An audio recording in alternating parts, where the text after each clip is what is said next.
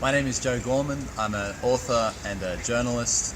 I wrote The Death and Life of Australian Soccer, which was published in late July 2017.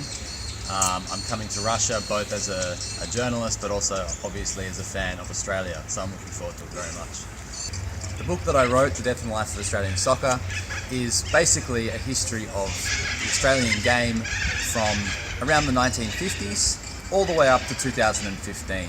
That story begins with a huge amount of migration to Australia, mainly from Southeast and Central Europe, and then I take that story of this huge migration wave to Australia and look at how that influenced football for the next 40, 50 years going forward. So what we had in Australia was a lot of clubs that were based around ethnic communities, whether it be Greek, Italian, Croatian, Macedonian, Hungarian. There was all these different ethnic communities that ran their own clubs, which was very different, I think, to most other countries where the clubs are mostly run around the districts or a big city. So the book tried to explain why that happened, and then try to explain why that then slowly declined as we went into the 1990s, early 2000s, and then we had a big spike with the new introduction of the A-League, which is the current national competition as it exists. That's been running now for 13 seasons, and it's going pretty well. So the story that I was trying to write with my book was how we got to this point, essentially. So the people that really contributed to Australian soccer in many cases were migrants to this country, whether they be migrants from England and Great Britain, or from continental Europe, or from South America, from Asia, people from all over. I'll give you one example. Les Murray, who was born in Hungary and came to Australia as a refugee. He became probably the finest broadcaster ever in soccer in Australia. He passed away last year, sadly, but he contributed an immense amount over probably 4 or 5 decades of his journalistic career. He was a guy that really remained a Hungarian man to the end, but he also became an Australian through soccer. Some of the biggest players that we've produced and the best players are guys like Mark Viduka, Paul Ocon, Ned Zelic, Stan Lazaridis. One of the interesting guys that we produced was Joe Simonic, who ended up captaining Croatia against Australia in the 2006 World Cup, but he was born here and he went to the National Institute of Sport in Australia. He's one interesting character who ended up playing for his parents' country, but of course he's also an Australian, and we still remember him as an Australian, of course.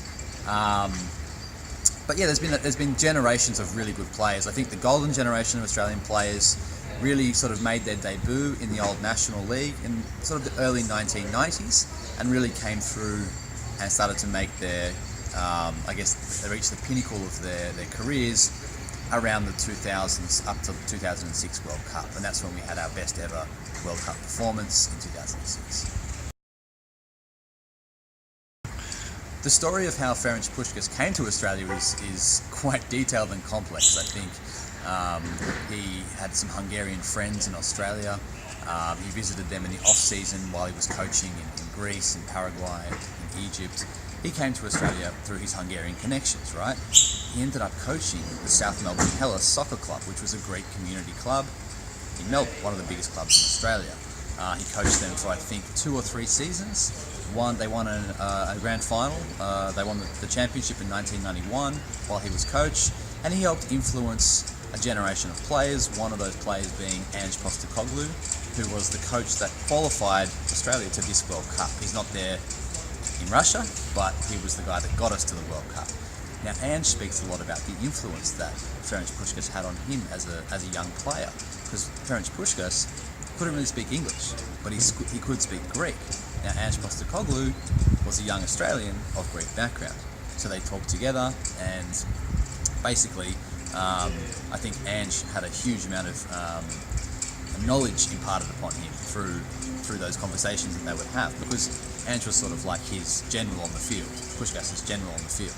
So I think these are really interesting stories where they came out of what was a semi-professional era of football, but the migrants that came to this country had a huge passion for it. To bring players like Ferenc Puskás to come and coach semi-professional football is an amazing thing. My plans are primarily to have fun. I don't expect the Socceroos to do particularly well. We haven't got the greatest squad. We've had a kind of a tumultuous qualification period. We lost our coach, Ange Postecoglou, replaced by a Dutchman, Bert van Marwijk. So, my plans are to have as much fun as possible, to visit Moscow, Kazan, Samara and Sochi. Spend some time with my good friend Peter, who's doing this interview. It's been a great privilege to meet Peter and to get some knowledge of Russia, because, see, in Australia we get mostly negative press of Russians. And I think what's going to be really interesting is for Australian fans to go to Russia and just meet everyday Russian people.